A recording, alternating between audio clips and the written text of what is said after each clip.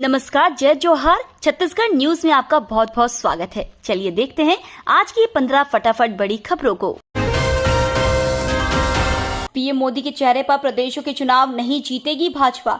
छत्तीसगढ़ में मुख्यमंत्री भूपेश बघेल ने भाजपा पर जमकर निशाना साधा है। सीएम ने कहा कि भाजपा अब प्रधानमंत्री के चेहरे पर राज्यों का चुनाव लड़ेगी तो उसे मात ही मिलेगी।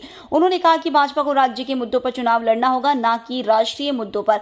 सीएम भूपेश ने कहा कि कर्नाटक और हिमाचल प्रदेश को ही देख लें, भाजपा को मात मिली है। उन्होंने कहा कि स्थानीय मुद्दे अलग होते हैं और राष्ट्रीय मुद्दे अलग होते हैं। भाजपा प्रदेश में नेतृत्व विहीन भी है और मुद्दा विहीन भी। हमारी सरकार की फिल्म नीति से कलाकारों को मिल रहे लाभ, सीएम भूपेश बघेल। छत्तीसगढ़ में विधानसभा चुनाव की तैयारियां शुरू हो गई हैं। कांग्रेस और बीजेपी लगातार एक दूसरे को घेरने का प्रयास कर रहे हैं। पूर्व मंत्री ब्रजमोहन अग्रवाल ने भूपेश सरकार पर जमकर निशाना साधा। पूर्व मंत्री ने कहा 4 साल तक छत्तीसगढ़ के कलाकारों को काम नहीं मिला। ब्रजमोहन के इस बयान पर सीएम बघेल ने पलटवार किया है। सीएम ने कहा 15 साल तक प्रदेश में बीजेपी ने शासन किया, लेकिन एक बार भी प्रदेश के कलाकारों की सुध नहीं ली गई। हरेली के मौके पर सीएम बघेल ने की अपील, हर घर कम से कम एक पौधा लगाए। मुख्यमंत्री भूपेश बघेल ने हरेली तिहार के मौके पर प्रदेशवासियों से कम एक पौधा लगाने की अपील की है। साथ ही पौधारोपण को लेकर जागरूकता बढ़ाने प्रदेश के नागरिकों से पौधारोपण करते हुए अपनी फोटो सोशल मीडिया में अपलोड करने का आग्रह भी किया है। मुख्यमंत्री ने अपनी अपील में कहा है कि न केवल लोग हरितमा बढ़ाने अपने घरों में पौधे लगाएं, अपितु लोगों को भी इसके लिए एक चैलेंज दे और उन्हें भी कहे कि पौधारोपण करते हुए अपनी फोटो सोशल मीडिया में अपलोड करें।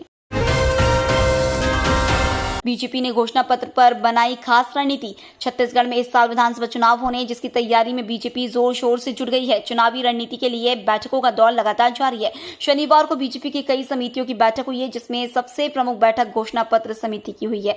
इसमें बीजेपी के सभी बड़े नेता मौजूद रहे। बीजेपी के लिए घोषणा पत्र इसलिए अहम हो जाता है क्योंकि 2018 विधानसभा चुनाव में कांग्रेस की घोषणा पत्र की जमकर चर्चा हुई थी। माना यह भी जाता है कि कांग्रेस के विधानसभा चुनाव जीतने में इसी घोषणा पत्र की बड़ी भूमिका रही थी, इसलिए बीजेपी कोई कसर नहीं छोड़ना चाहती है। नए पीसीसी चीफ बेंच पर अरुण साव का तंज। छत्तीसगढ़ के नए पीसीसी चीफ दीपक बैज के पदभार ग्रहण करते ही प्रदेश की सियासत गर्मा गई है। बीजेपी और कांग्रेस हमलावर है। बैज के बयान, राज्य में कांग्रेस की सरकार बनने के लिए 18 घंटे काम करने पर बीजेपी प्रदेश अध्यक्ष अरुण साव ने पलटवार करते हुए कहा कि कांग्रेस की सरकार 5 साल से छत्तीसगढ़ की जनता को लूट रही है, अब 18 घंटा छत्तीसगढ़ की जनता को लूटेंगे। उन्होंने कहा कि अलग अलग स्तरों पर बैठक होगी, जो तैयारियां हुई हैं उस पर चर्चा की जाएगी। इससे पहले छत्तीसगढ़ भाजपा चुनाव सह प्रभारी मनसुख मंडाविया रायपुर पहुंचे। इसके बाद बैठकों का दौर शुरू हुआ। बस्तर के 12 विधानसभा सीटों में आप ने फूका चुनावी शंखनाद।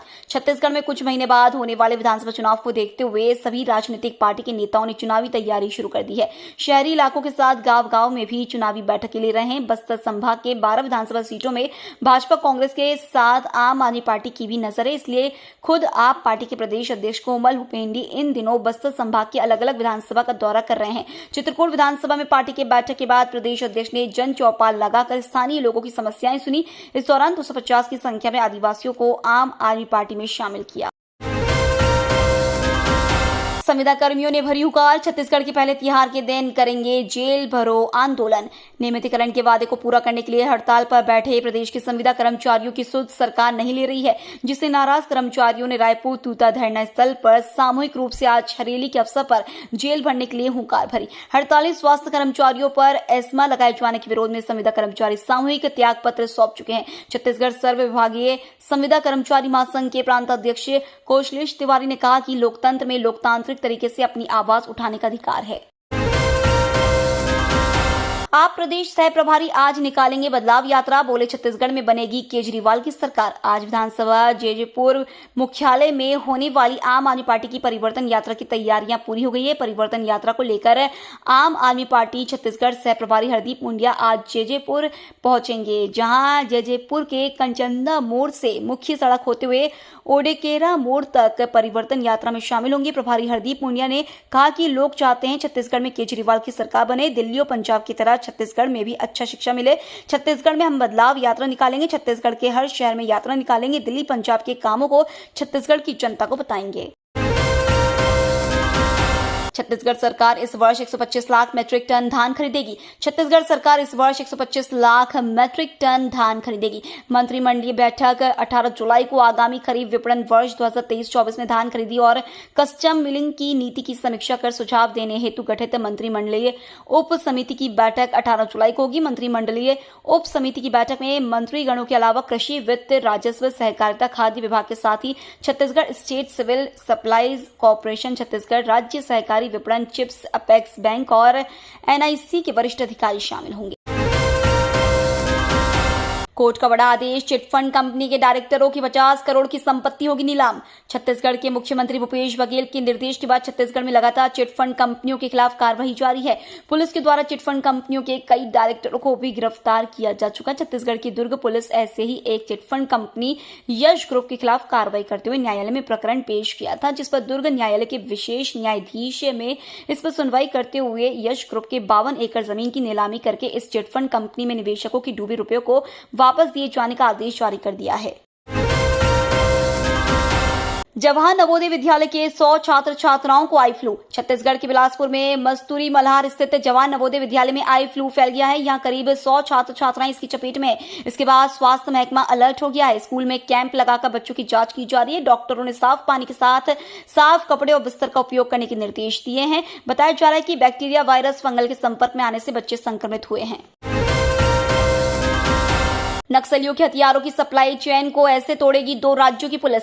राजनीतिक दलों के साथ साथ बस्तर पुलिस भी संभाग के सभी 12 विधानसभा सीटों में शांतिपूर्ण तरीके से चुनाव संपन्न कराने के लिए अभी से कमर कस रही है। दरअसल नक्सली चुनाव के दौरान जवानों को नुकसान पहुंचाने के लिए अपने सोर्स से बस्तर में हथियारों का जखीरा सप्लाई करवाने के लिए जुगत में लग जाते हैं, लेकिन इस बार के चुनाव में कैसे भी नक्सलियों तक इन हथियारों की सप्लाई ना हो सके, इसके लिए पुलिस नई रणनीति तैयार कर रही है। छत्तीसगढ़ से लगे उड़ीसा और तेलंगाना राज्य की पुलिस से भी मदद ले रही है ताकि कैसे भी नक्सलियों की सप्लाई चेन को ध्वस्त किया जा सके और चुनाव से पहले कोई भी विस्फोटक सामान बस्तर के नक्सलियों तक नहीं पहुंच सके।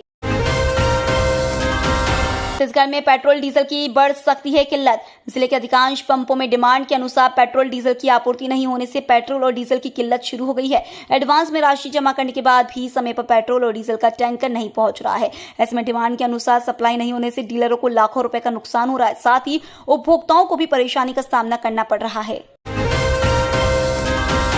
छत्तीसगढ़ में भारी बारिश और आकाशीय बिजली गिरने की चेतावनी। कुछ दिनों के बाद मानसून ब्रेक के बाद छत्तीसगढ़ के लगभग सभी जिलों में भारी और मध्यम बारिश हो रही है। पिछले 2 दिनों से लगातार हो रही बारिश से उमस और गर्मी से राहत मिली है। मौसम विभाग ने प्रदेश के कुछ स्थानों पर भारी बारिश की चेतावनी जारी की है। कुछ स्थानों पर आकाशीय बिजली गिरने का भी अलर्ट जारी किया गया है। सोमवार को भारी से अति भारी बारिश गिरने का अलर्ट भी मौसम विभाग ने दिया है। छत्तीसगढ़ के सरकारी कर्मचारियों की होगी बल्ले बल्ले। कर्मचारियों के लिए बड़ी खुशखबरी है। महंगाई भत्ता में बढ़ोतरी का लंबे समय से इंतजार कर रहे सरकारी कर्मचारियों को हरेली से पहले सरकार ने बड़ी सौगात दी है। सरकार ने हाल ही में हुई कैबिनेट की बैठक में सरकारी कर्मचारियों के महंगाई भत्ते में कर्मचारियों के महंगाई भत्ते में बढ़ोतरी के प्रस्ताव को मुहर लगा दी थी। वहीं अब दुर्ग नगर निगम ने अपने कर्मचारियों को बड़ी सौगात दी है। निगम प्रशासन ने अगस्त महीने से बढ़े हुए महंगाई भत्ते का भुगतान करने का आदेश जारी कर दिया है। ये तो थी आज की बड़ी खबरें। डेली खबरों से अपडेट रहने के लिए चैनल सब्सक्राइब करना बिल्कुल ना भूलें। धन्यवाद।